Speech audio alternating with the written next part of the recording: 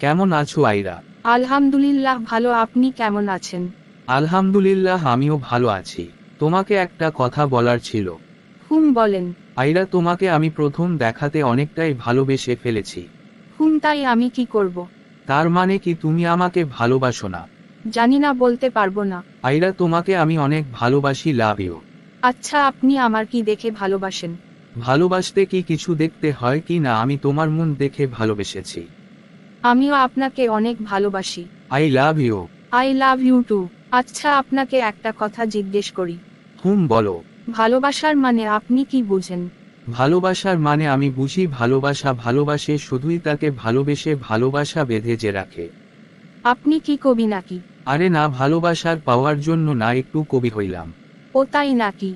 হুম। আচ্ছা ঠিক আছে, তো পরে কথা হবে, আবার মা বকাবকি করবে। ওকে ঠিক আছে, ভালো থাইকো। ওকে, আপনিও ভালো থাকবেন, পরে কথা হবে।